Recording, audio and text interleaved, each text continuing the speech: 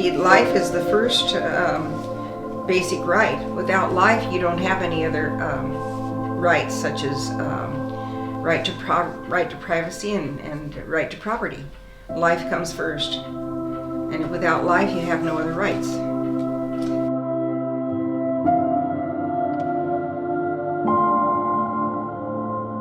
I first became aware of the pro-abortion issue in 1970 in Washington State. They passed Referendum 20. And in 1970, I was expecting my son, and it just hit me like a rock.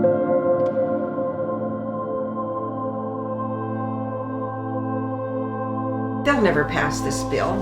I was just amazed that it had even been offered.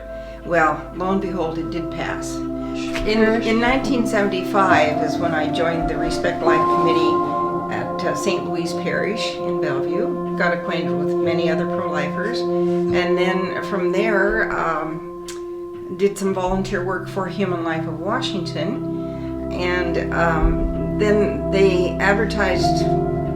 Let's see. Yes, I believe the lobbying job came first. They wanted somebody to apply for the lobbying job, so I applied for that and I got it. When I got the job for lobbying, I was trained by Mike Padden, who is now a senator in Olympia. He told me how to do it and who to see and so forth. He was really my coach. To be a lobbyist, I had to take a class. And the one thing that they stressed was, do not ever give any legislator wrong information. So we were very careful that our facts were correct, and we just kept to the truth.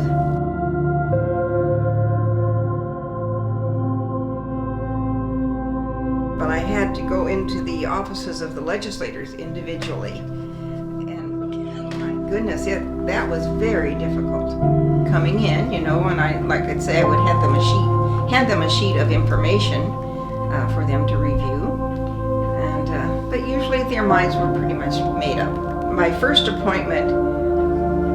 day of lobbying and my first appointment was with a pro-choice legislator who had written the euthanasia bill, and so my first appointment was with him, and he let me in the door and he says, "I've been waiting for you." So it's just kind of like the enemy's here. So I'll never forget that greeting. I've been waiting for you. And he was the sponsor of the bill, and I went in and I gave our presentation about why it was wrong. Yes.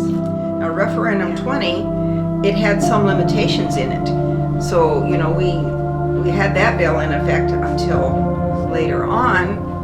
In 1991, they passed the new version, Referendum 120.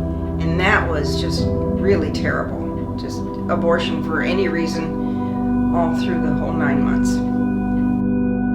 And the only good part about 1991 was there was the assisted suicide measure on the ballot, and we were able to defeat that.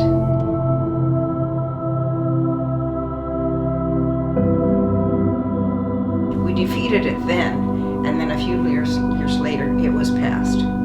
So now we have both abortion on demand and assisted suicide legal in the state of Washington, which is very sad. And with the help of my husband, we managed all the daily duties of family life, and he retired in 1991, and he took over the cooking for the family, which was a big help to me, or I would not have been able to continue on with my pro-life work if he didn't take that big necessity off my hands. So I was kind of sprung out and spread out and involved in all kind of functions, raising kids, helping to raise the kids, and helping support her, and just the rest of routine daily activities. Plus then I had lawns to mow, house cleaning. The list just went on and on.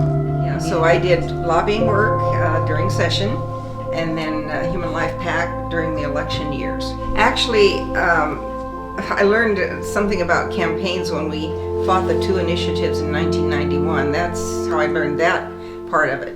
But as far as running the Human Life PAC, basically that involved surveying candidates to see where they stand on the pro-life issues.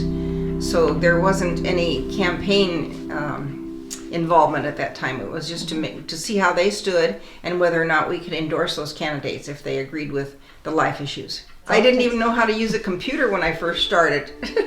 There you go. So where there's a will, there's a way. That's right, yeah. Nice. I mean, I didn't go to school for it, but I just learned on the job.